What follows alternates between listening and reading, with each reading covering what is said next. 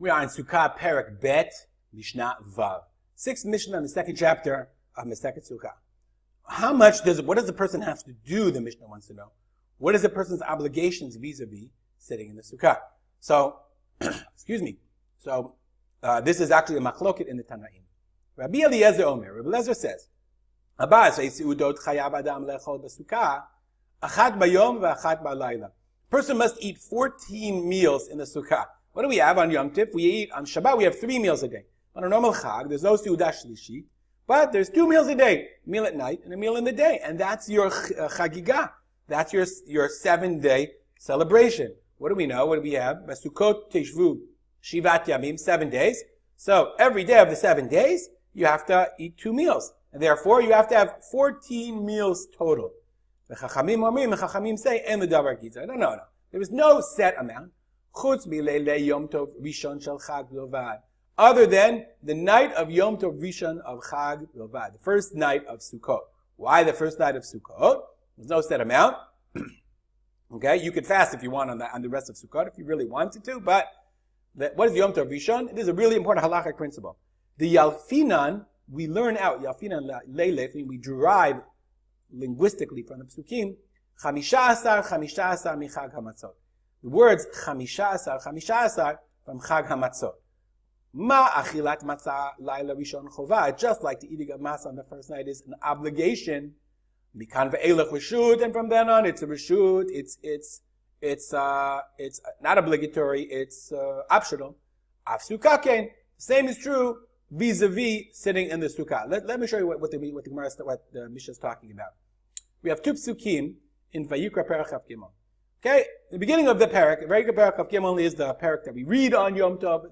And it's the chapter that deals with all the psukim of keeping the different holidays. So we read B'chodesh HaRishon B'Arba'as Hayom L'Chodesh Ben Arba'im Pesach L'Hashem. The first month, on the 14th day of the month, that's Pesach, the 14th. But the 15th, U'B'Chamisha Yom L'Chodesh Hazeh. On the 15th, Chag HaMatzot L'Hashem. It is the Chag HaMatzot. Shivat Yamim Matzot Tocheli. 7 days you shall eat matzah. And the Chazal derive from, however they derive it, you don't have to eat matzah all 7 days, as we know. Rather, we eat matzah on the first night. And the eating of a kazait of matzah on the first night of Pesach is a mitzvah deoraita.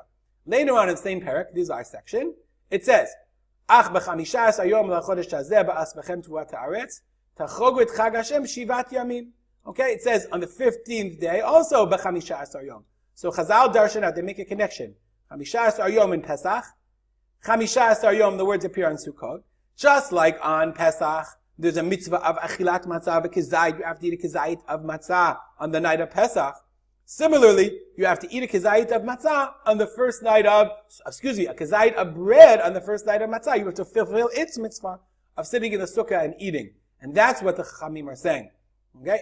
Chutz mileile Yom Tov Rishon shel Chag bilvad. Other than, so you don't have to eat anything. You don't have to eat the sukkah at all. You could fast or whatever. Other than the light of the first night of Yom Tov. This has tremendous ramifications for what happens if it rains on Sukkot. This is my email I deleted it because it's not relevant to me because I live in Israel. Instructions if it rains on the first or second nights of Sukkot, second night in Chutz La'aretz. Why? This is from the CRC, Chicago Rabbinical Council. Generally, there's no obligation to eat the Sukkah when it rains. Why? This is from Mitzta'er. We learned this in the previous Mishnah. The Torah says one should reside in the Sukkah for 7 days. Teishvu ke'ein taduru. We learned that, I think we just learned that. Teishvu ke'ein taduru. That's something we learned in a couple of Mishnayot ago. So therefore, if it's raining, I should go inside. However, many authorities hold pretty much all, is inapplicable on the first night of Sukkot. And there would be an obligation to eat at least a kezayis, or we say in Israel, kezayit, a bread on the first night of Sukkot, even if it's raining. Okay, therefore, you have to decide, can you make a leishev? Obviously, you can't make a leishev because you're mitzta'er. But this means that if it's raining where you are on the first night of Sukkot, you have to wait a long time in order to be mekayim the mitzvah. And even if it is raining, you have to really wait. You have to ask your rabbi how to do it.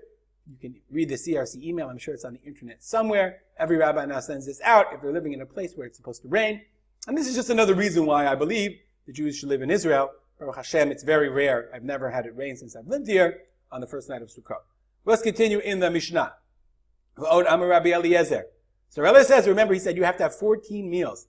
So he says the following, if you didn't eat on the first night, Leila Yom Tov Rishon, on the first night, if you missed a meal, Yashlim b'Leila Yom Tov Achron, you can fulfill, Lashlim means to make up what you missed on the late Leila Yom Tov Achron. What in the world is Leila Yom Tov Achron? So the Bartanura says, based on the Gemara, Leil Shemini Atzeret, that you can eat in your Sukkah on Shemini Atzeret, which we don't do here in Israel. We go out of the Sukkah, and that counts as if you're like, as a tashlumin, you're making up what you lost.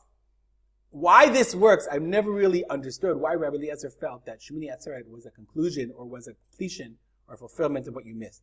The Chachamim says, no way. There is no tashlumin. You can't make that up.